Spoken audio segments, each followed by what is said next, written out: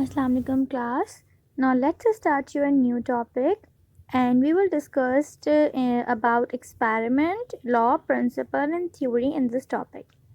So next heading is experiment.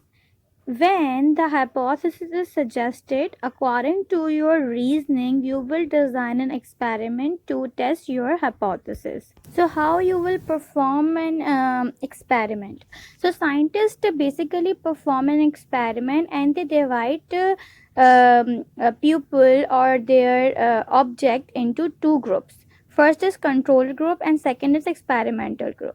Control group basically वो group होता है जो आप जिसके अंदर आप कह लो कि आप अपना जो भी टेस्टिंग कर रहे होते हो वो या तो अगर जैसे आप कुछ इनकॉर्पोरेट कर रहे हो, कोई चेकिंग कर रहे हो, तो वो आप उस ग्रुप के अंदर नहीं करते। और या तो जैसे कि अभी हम सैंपल्स ले रहे हैं क्योंकि मलेरिया के अंदर हम सैंपल्स की टेस्टिंग कर रहे थे, तो कंट्रोल ग्रुप हम वो ग्रुप लेंगे जिनके अंदर जो है वो डिजीज़ नहीं देखी जा रही होगी मलेरिया वाली, जो मलेरिया पेशेंट्स नहीं होंगे। और दूसरा एक्सपेरिमेंटल ग्रुप हमारा वो ग्रुप होगा जिसके अंदर जो है मलेरिया के पेशेंट्स होंगे। ऐसे कि इन्होंने लिखा हुआ है to find out the cause of malaria, blood sample of 100 malaria patient experimental group and the blood samples of 100 healthy person control group were examine under microscope. तो कंट्रोल ग्रुप कौन से वाले थे? जिनके अंदर मलेरिया जो था वो नहीं था, उनके 100 सैंपल्स लिए। और एक्सपेरिमेंटल ग्रुप वो था जिनके अंदर मलेरिया के पेशेंट्स थे, जिनके अंदर जो है वो मलेरिया के सिम्टम्स देखे जा रहे थे। और फिर इन दोनों के जो है वो टेस्टिंग की गई, इनकी माइक्रोस्कोपी की गई और फिर जो है वो रिजल्ट्स आए। The results are where you report what happened in the experiment. That includes detailing all observation and data made during your experiment.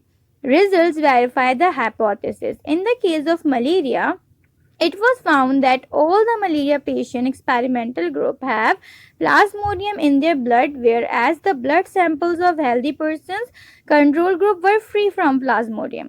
और जब उन्होंने ये सारी टेस्टिंग की तो उन्होंने ये ऑब्जर्व किया कि जो कंट्रोल ग्रुप था उनके तमाम पेशेंट्स, तमाम individuals, those are healthy individuals haven't any plasmodium in their blood sample, और those who have considered as a malaria patient, all those patients have plasmodium in their blood samples. तो इन basis की वजह से उन्होंने अपना क्या conclude किया कि हाइपोथेसिस जो उन्होंने सजेस्ट की थी that was true hypothesis. Conclusion क्या है? The final step of the scientific method is developing conclusion. This is where all the results from the experiment are analyzed and a determination is reached out about the hypothesis. If your hypothesis was supported, it's great. If not, repeat the experiment or think of other ways to improve your procedure. Example, conclusion is made that plasmodium is the cause of malaria. क्योंकि हमारा जो results आए थे that was supported our hypothesis that the plasmodium is the cause of malaria and all the malaria patient have plasmodium in their blood sample. So we conclude in the end that plasmodium is the cause of malaria. So this result or this conclusion will support our hypothesis. That means that hypothesis is true और हमारी जो hypothesis थी वो correct है. Now come to the next heading, that is theory, law and principle. So what is theory? Scientists use the word theory in a very different way than non-scientists. When many people say I have a theory, they really mean I have a guess. Scientific theory, on the other hand, are well tested and highly reliable scientific explanation of natural phenomena.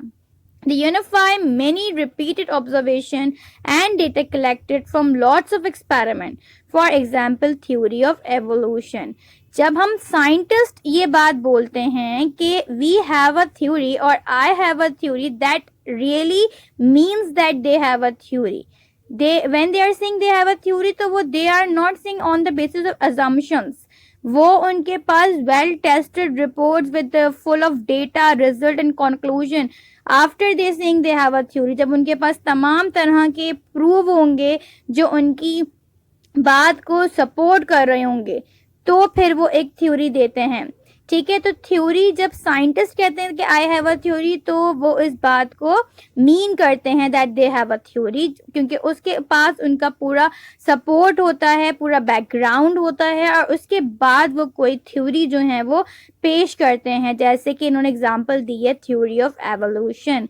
Now come to the next heading, that is law and principles. So what is law and principle? Basically, when you are talking about the scientific law, that is uniform and constant fact of nature, it is irrefutable. ये जो है वो नहीं change होने वाली जो है वो थ्योरी होती है, कि अगर हम बात कर रहे हैं कि जो है आपका जो ग्रेविटी है, उसकी बेसिस से आपका जो कोई भी आपका जो मास है, अगर आप कोई चीज़ ड्रॉप करते हैं तो वो ग्रेविटी और मास के बेसिस पे जो है वो फॉल डाउन करता है. तो ये एक कांस्टेंट फैक्ट है, इसको आप चेंज नहीं कर सकते. तो इस तरह के ऐसे फैक्ट्स जो कि आपकी चेंज नहीं हो सकते और वो कांस्टेंट हैं, that is called scientific law. Next heading is data organization and data analysis.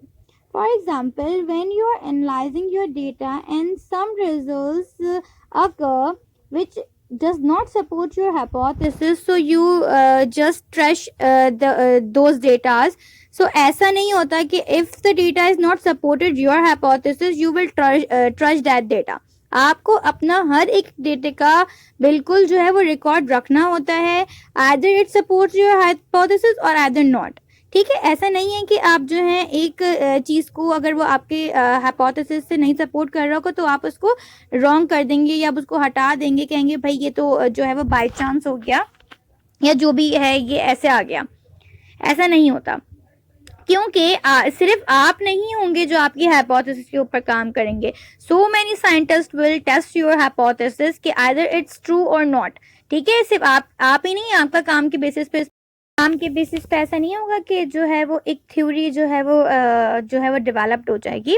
सो आपका हर एक रिजल्ट आपके लिए इम्पोर्टेंट है और उसके रीजंस होते हैं कि अगर ये आया है तो क्यों आया.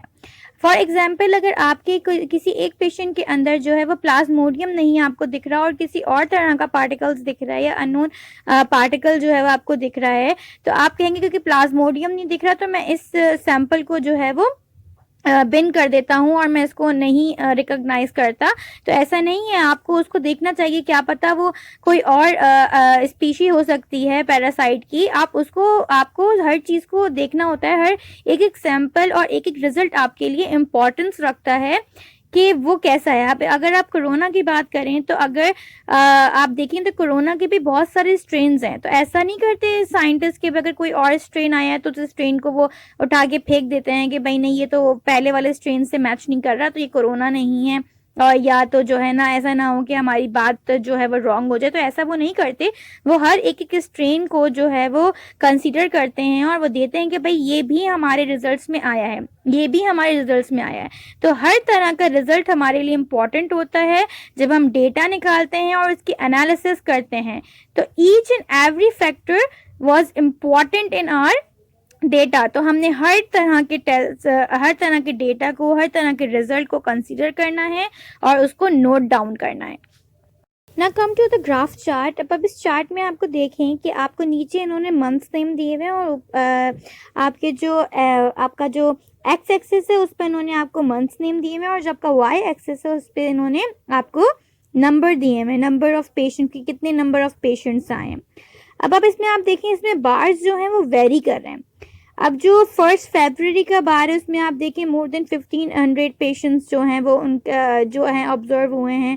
फिर इसी तरह जो है वो अगस्त, अप्रैल, मई, जून, जुलाई, इन सब में वेरी कर रहे हैं.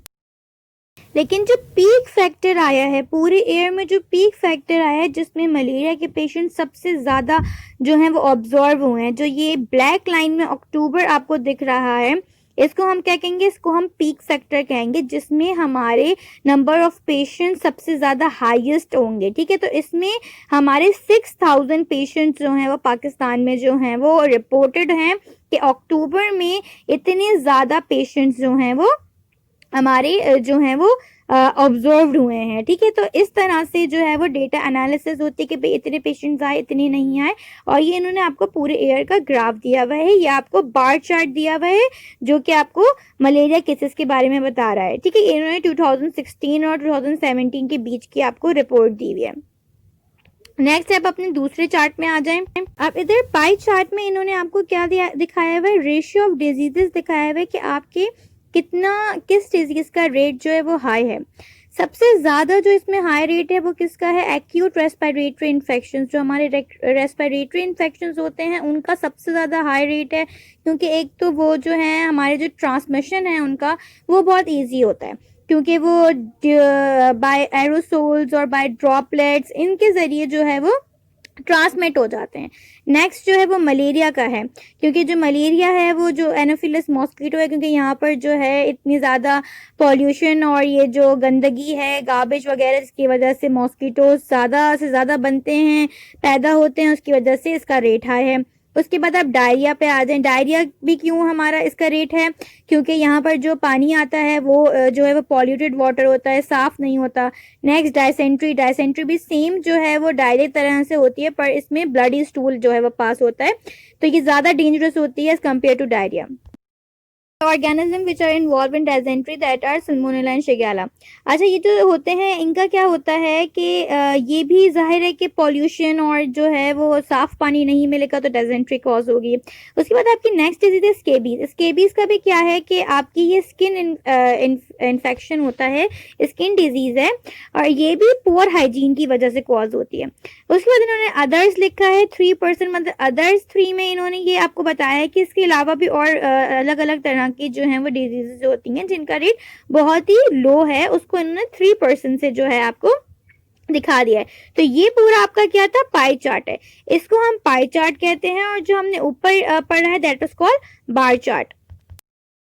So if you are analyzing your data, so the statistical method are applied in which ratio and proportions are used. So ratio is the comparison of two values, and a proportion is an equation stating that two ratios are equal.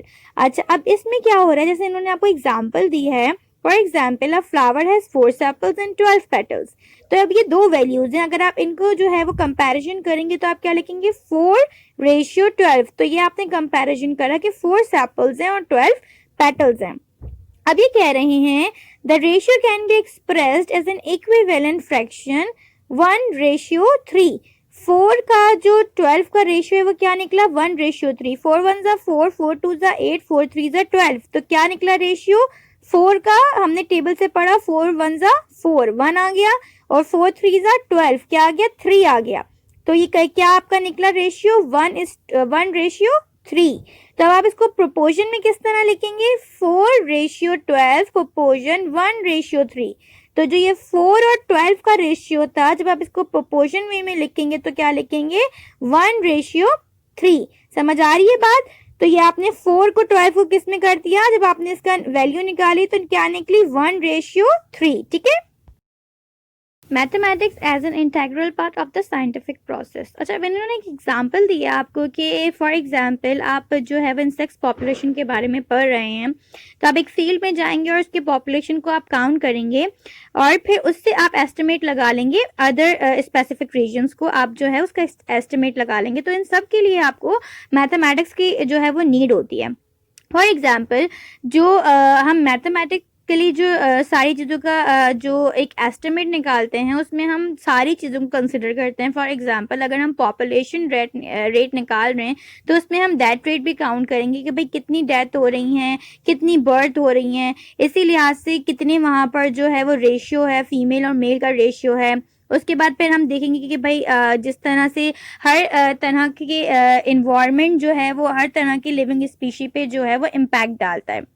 अब अगर आप bacteria की बात करें तो उसकी growth की जब हम बात करते हैं तो फिर हम देखते हैं कि भाई वो बहुत रैपिड ग्रोथ होती है उनकी, उनके जो है वो टाइम का जो है वो शॉर्ट टाइम होता है, ग्रोथ रेट ज़्यादा होता है, स्पीशी टू स्पीशी हमारी हर चीज़ वेरी करती है। फिर हम टेम्परेचर देखते हैं कि भाई कौन सा लिविंग ऑर्गेनिज्म के ऊपर हम जो है बात कर रहे हैं, किसकी पॉपुलेशन निकाल रहे हैं, तो उस पर जो है कौन सा इन्वायरमेंट इम्पैक्ट करेगा, आइदर उसका जो ग्रोथ है या उसकी जो डेवलपिंग रेट है, बर्थ रेट है, उसको जो है वो टेम्परेचर जो है वो इफेक्ट कर रहा है कि नहीं कर रहा है। तो हमारे पास बहुत सारे जो है फैक्टर्स होते हैं, इन सब के लिए हमें मैथमेटिकल एनालिसिस करनी पड़ती है, और मैथमेटिक्स जो है इसमें बहुत ज़्यादा इम्पॉर्टेंट रोल प्ले करती है। जब भी हमें कोई किसी तरह की जो है वो इंफॉर्मेशन को जो है वो प्रोडिक्ट करना होता है या किसी चीज़ को बहुत अच्छे तरीके से समझना होता है, तो उसके लिए हमें मैथमेटिक्स का बायोलॉजी के अंदर बहुत ज़्यादा रोल है। ठीक है, तो जैसे कि इन्होंने आपको एक आखिर में एक लाइन भी बता दी कि finally we can say that mathematics play a critical role in better understanding the nature world. ठीक है, थैंक यू स्टूडेंट्स।